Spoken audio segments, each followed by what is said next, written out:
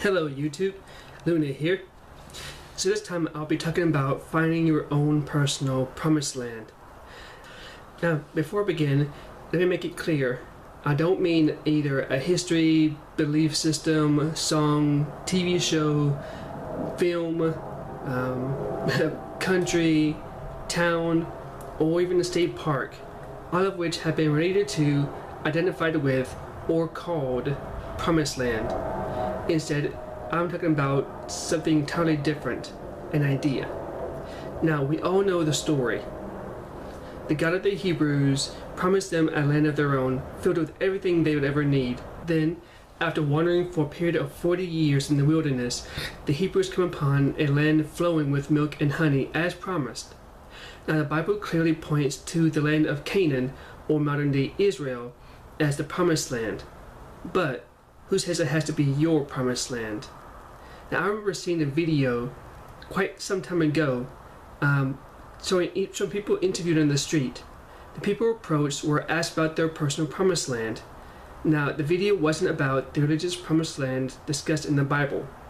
Instead, it was about finding a place where people were happy and felt like they belonged. One Jewish boy said that for him, New York City was the promised land. Now, I think that in life, it's important for us to ask ourselves about the promised land. Where will I be happy? Where do I belong? What do I want to be?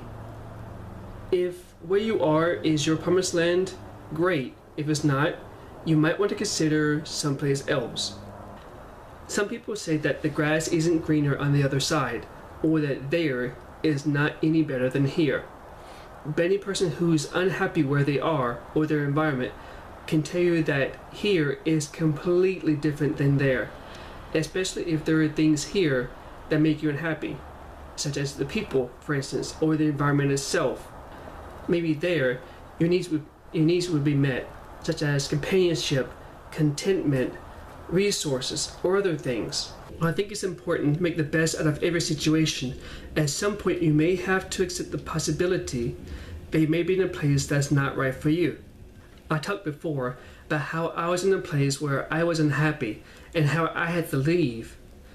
If you know me at all, you know that the place I really want to be is Japan, because I love the people, the history, the culture, the mythology, the language, and many other things.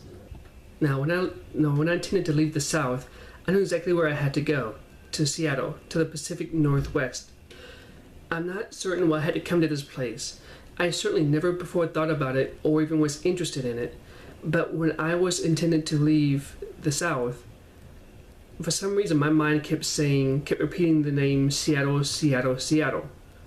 I did a bit of research before leaving the South, and I found that the climate was pretty good for most of the time, even though I don't really like the winter. Sorry, but I hate freezing my butt off doing any season, any place. The culture was pretty impressive, but most importantly for me, I really liked the fact that there was multicultural and really multi-ethnic. For me, having that diversity is really important, and I really never encountered it before in the South. Sure, there are different ethnicities to some degree. There were blacks, whites, Hispanics, and other. But really, there really wasn't a strong cultural presence there for me, I thought. But here in Seattle, many different people of many more ethnicities and backgrounds come together. Many people who are of the same ethnicity have different interests and different languages and many other differences that set them apart from one another. That diversity I really loved, and I still love. It's really important to me. When I came here, shortly thereafter, I felt like for the first time in my life, I found a place where I felt I could belong and felt that I was happy. For the first time, I found myself in a city where I was proud to live there. That was totally unexpected for me and a whole new feeling. In short, I had found, in some sense, my promised land. Now, I really want to be somewhere else, but due to circumstances, I can't be there for more than 3 months out of the year. but I found a really acceptable alternative here. And besides, there are still the people, the language, the food, and even the architecture here as I will find there. So while it is different, in many senses, in many ways, it's actually pretty similar. Now, in the Bible, the Hebrews had to undergo a long and arduous journey to find their promised land, where they belonged. And in some sense, I feel as if I had to undergo the same trials. I had to leave and go to a place where I was completely unfamiliar, be in situations that were new to me in many ways, and in the end, found myself adapting in ways I never had to before. And I transformed through those processes, through those events, through that journey, like the Hebrews had to. So like them, I had to undergo a long journey to end up where I really belonged.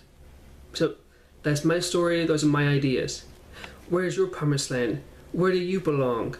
How did you get there? Were you there the whole time? Or did you have to go there from somewhere else? Tell me all about your journey and your promised land and how you find it in the comments below. If you haven't done so, please like and subscribe. And as usual, I'll see you next time. Later.